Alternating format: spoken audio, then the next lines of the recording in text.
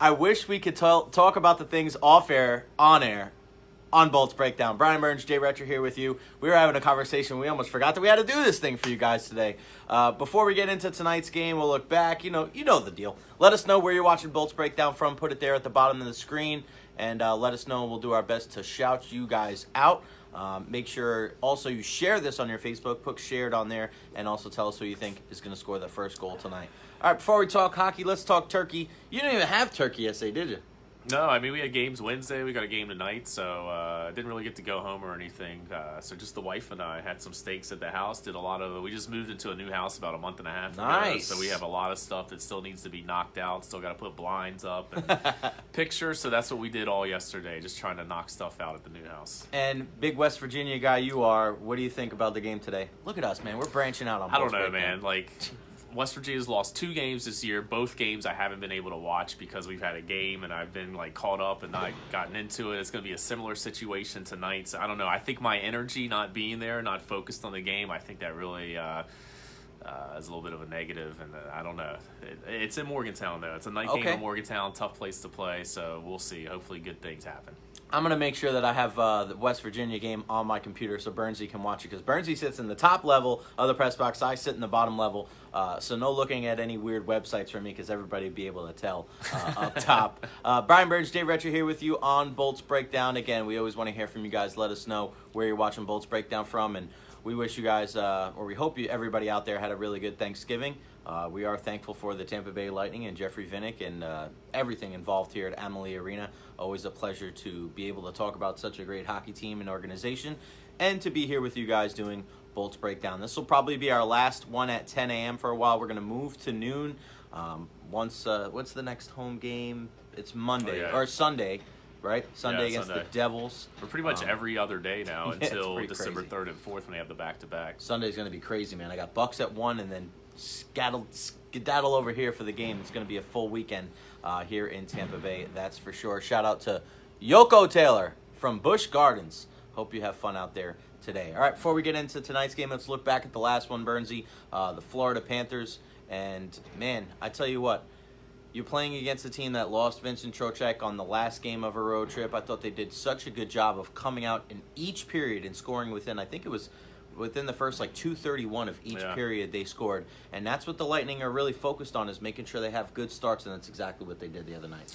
Yeah, and another thing I really liked from that game was how they split up Stamkos and Kucherov. Yeah. I think that line combination had gotten a little stale. It wasn't really producing that much, and you saw that Kucherov and Braden Point now have become a really nice little duo for the Lightning, and that might be something to kind of look for going forward.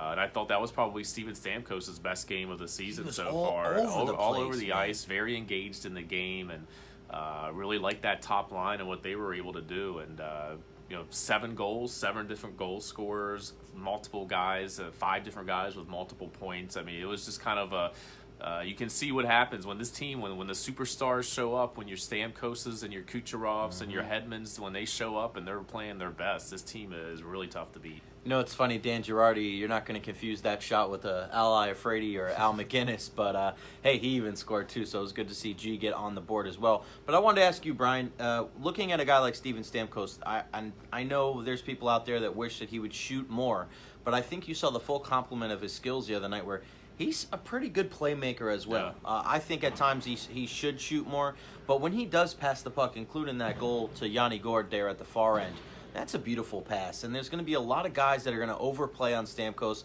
and kind of force, like in basketball, force the ball out of his hand. In hockey, force the puck off of his stick. But where do you think he is as far... I tried to ask John Cooper this question the other night, but he kind of brushed it aside. But where do you think Stamkos is as far as the balance in his career now, where he knows what it takes to score 40, 50 goals, but he also understands that people know him and they're going to overplay him, so he has to be a good passer as well? Yeah, I mean, I think it's just kind of the evolution of Steven Stamkos. When he came into this league, he was known as a big-time goal scorer. He had the guys on his line. He playing with honored Martin St. Louis the other night. He was playing with St. Louis.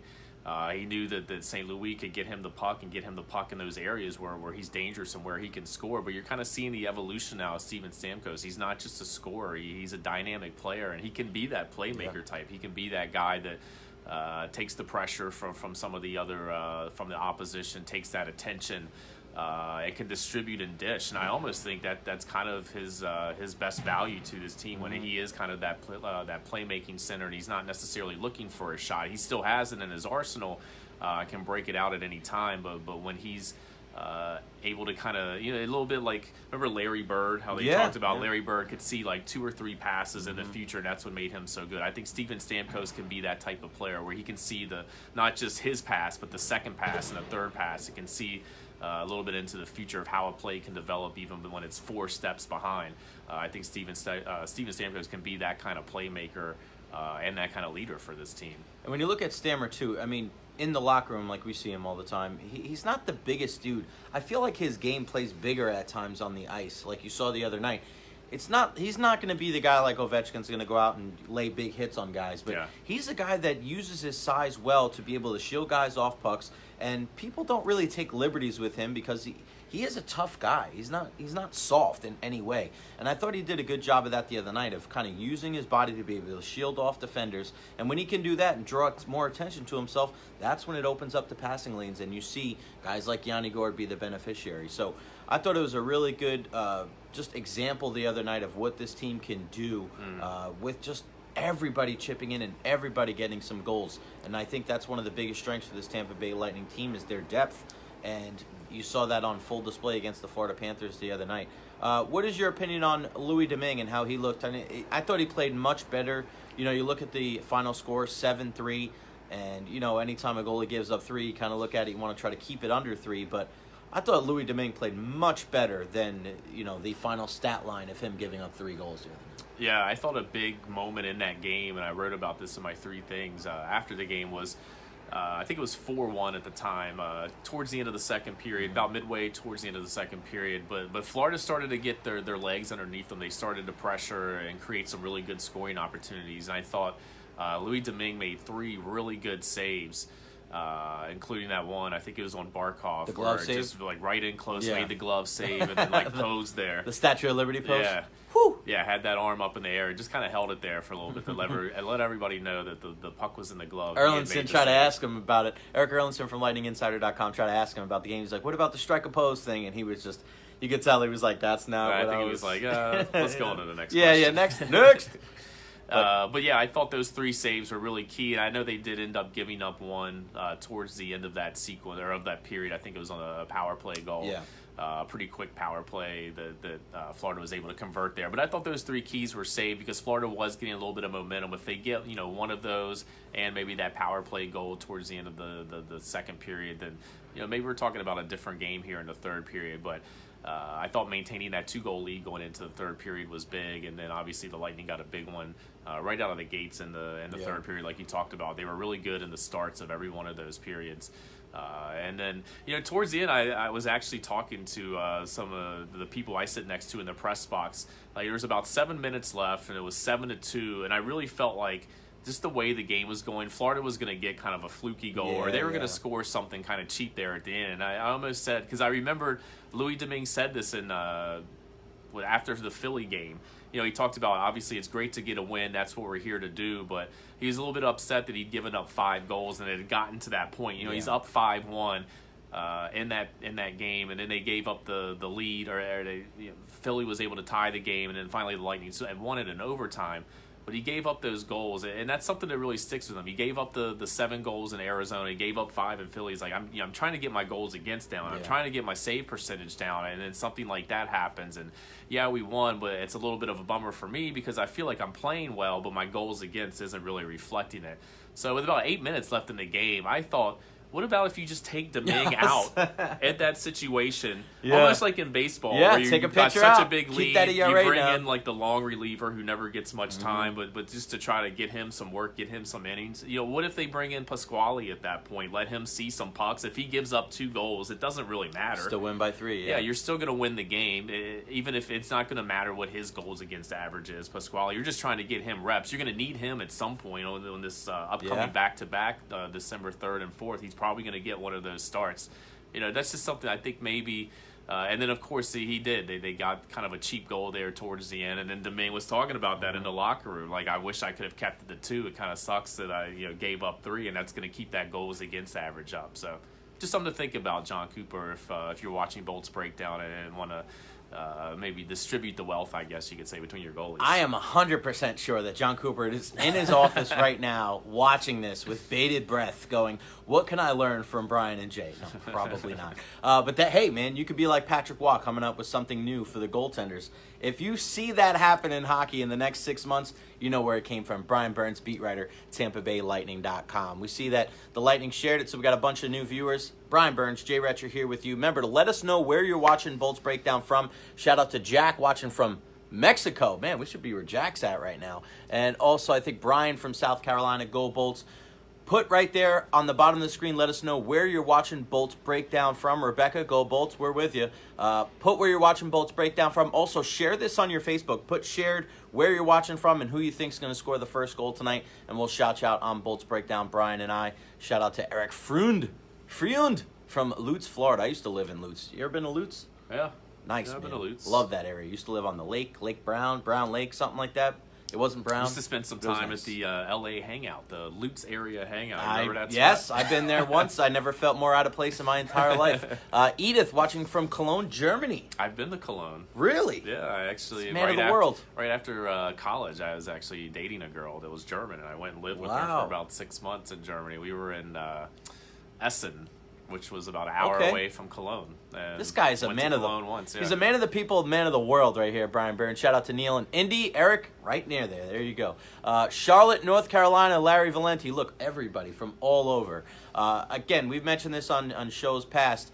Last year we had over 200,000 views. We were in over 60 countries and in all 50 states last year on Bolts Breakdown. We're trying to bump those numbers up this year. I think we're going to break the 200,000 mark, and I also think we're going to get in more countries this year. You can't get in more than 50 states, so we're just trying to replicate that one. All right, let's look into tonight's game. The Lightning are playing against the Chicago Blackhawks tonight. Burnsy, this isn't the same Blackhawks team in years past. They've made a coaching change already this year. They lost the other night to the Washington Capitals. It's not the same group. But with that being said, there is some world-class talent on that team, and the Lightning do have to be aware of them.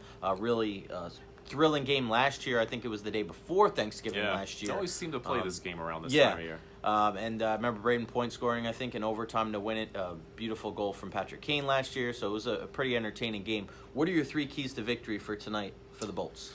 Big one for me is there's a little bit of a special teams advantage for the Lightning in this game. If you look, the power play for the Lightning has been pretty good over these last 4 games. Yeah. They've scored 8 goals in their last 4 games. Chicago only 29th on the penalty kill, so there's a real advantage there for the Lightning to, if they get some power play opportunities, that they can take advantage of some of those and score some goals. We've talked about this before. Point number 2 for me is score first again. They've scored first, the Lightning have, in their last 3 games, and that's kind of bucked that trend of, I think before that it was like 8 out of the last 9, or maybe even 9 out of the last 10, where they had given up the opening goal, and that was kind of something that, even though they were winning and putting up points, it was still something that was talked about. The media kept bringing it up in the locker room, and obviously the players and coaches are all going to say the right things, but it's another thing to go out and actually get that first goal. And like you alluded to last time in the Florida game, they really started all 3 of those periods really well. We're able to get that first goal in each period. But looking at this stat, Chicago's only won 8-1 this season when their opponent scores first. So that's what kind of makes this first goal a little bit key tonight. And then third for me, you look at the recent history between these 2 teams, it's pretty lopsided in favor of the Lightning, except for that Stanley Cup final a couple seasons ago. But you look at the regular season, the Lightning have won 6 in a row over Chicago. They've won 7 in a row over Chicago in Tampa. You have to go all the way back to like the 2009-10 season to find a regulation loss for the Lightning against Chicago. They're 12-0-2 since then. And we all know Chicago is not playing that well right now. So keep up with those recent trends. Whatever the Lightning have been doing against Chicago in recent seasons, it's obviously been working. So keep playing that same style, and they should continue that streak tonight. Didn't Krzysztof Gudlewski's play against them one time? I feel like that was one game in Chicago. It was in Chicago. They lost that game in overtime. I think it was a really quick, I want to say like 19 seconds, first shift into overtime. Chicago was able to score, but the Lightning got a point out of that game. And you're right, that was Krzysztof Gudlewski's he had a really good game. If I remember, he made some phenomenal saves in that game. He did. I looked at one of the stat sheets before we came in. They have 6 points in November, the Blackhawks. Wow. 2-6-2, I think they are. So, I mean, it's surprising for a team that has been one of the best teams in this generation, and they just, I don't know what it is. And Joel Quenneville's job was the cost of that. It's tough when you have a team is so top-heavy with Kane and Taves. You give them those big deals. Eventually, something's got to give, and you're not going to be able to retain your guys. Some of the deals that they made didn't really work out. We've talked about this before. I hated the Panarin for Saad deal, and I know Saad, who is my one to watch tonight, who's got goals in 3 straight. They're hoping that he's kind of getting back to the form that he had when they won a cup years ago with him. But I just felt like you have a guy that's going hand in hand. He's a young guy. He plays so well with Patrick Kane, one of the best players in the entire NHL, and you trade him for a guy because you thought you didn't have enough grit. I just thought that was kind of the beginning of the end for the Blackhawks. Shout out to Susan and Angie and Annie watching from Bartow. And got to shout out Stephanie. Your 6-year-old hockey player Aiden thinks Cooch will score first tonight. Russ from Brandon, thank you. Let us know again, guys, where you're watching Bolts Breakdown from. Put it on the screen. Share this on your Facebook and tell us who you think is going to score the first goal tonight. But yeah, just alluding again to Brandon's side. I think if he can play to the level that we saw his first tenure with the Blackhawks, I think he's one of the guys that can kind of start getting the ship moving in the right direction because, you still have Kane, you still have Taves, but I think all those long playoff runs have finally kind of wore on Duncan Keith and wore on Brent Seabrook a little bit. And even Corey Crawford, who's come up big in big situations for them in the past, he's just letting in too many goals. And I know he was kind of banged up, and you got Cam Ward as the backup, but it's just this team doesn't strike fear into the hearts of the rest of the teams in the NHL like they did a couple of years ago. They got some good young players. I really like DeBrincat and Murphy on the back end. They got some good young guys. But it's just it's not the same. There was a mystique playing against Chicago the last couple of years, but I think that's dissipated, and I think it's I wouldn't be surprised if they missed the playoffs. Oh yeah, I don't think they're a playoff team, and I think it starts on the blue line. I mean, when they were so feared when they won that Stanley Cup, you look at that blue line and how good it was, and they really just went. They went with their top 4, and they just rode those guys. They were getting like 30 minutes a game, and they were so good. And I think that their decline has kind of mirrored what the Blackhawks' decline since then. They just don't have that defensive core like they used to have. And Brandon Saad, I thought he was a difference maker in that Stanley Cup Finals series. I thought he was the one guy that the Lightning just couldn't really account for. He did a lot of damage and was made a big impact in that series, and thought that he was going to make a big impact in his career, and hasn't really done it since then. But like you said, he's starting to pick things back up, and maybe he can get it going again. But yeah, it's kind of interesting just to watch these when you have these like kind of dynasty teams to see how they fall apart. It's interesting to just kind of watch it all crumble. Shout out to Madeline from Northport. Braden Point will score first. Rochelle Foster Pettijon. Landa Lake says Girardi will score first. How about that? It'd be 2 in a row. Not bad. Scored the last goal in the last game. It'd be the first goal in this game. The bookends. I like that. Brian Burns, beat writer, TampaBayLightning.com. Make sure you follow him on Twitter at BBurnsNHL. You can follow the team at TB Lightning. Go to TampaBayLightning.com for all the best news and notes, especially if something comes out today. No injury updates yet. It's optional skate. Nobody's even out here yet.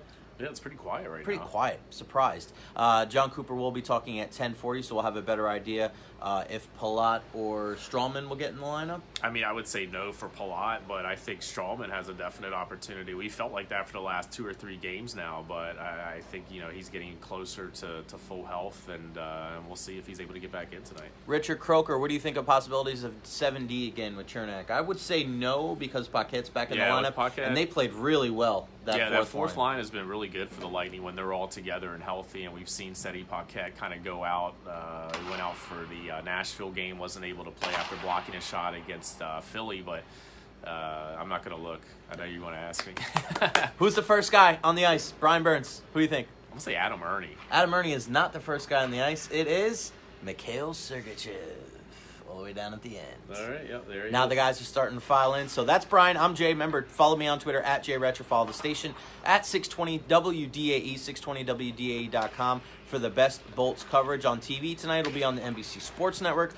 on the radio, up the dial on our sister station 970 WFLA, and also on the Lightning Power Play app. You hear the pucks, you hear the sticks, you hear the skates. That means we got to go. I'm hosting today, noon to 3 on 620 WDAE. Check me out. Then Steve Carney from 3 to 5. And then right back here for the game tonight. We'll be back next Tuesday? Tuesday. Tuesday. Here from Amalie Arena on Bolts Breakdown. Bryan, Jay, see you next time.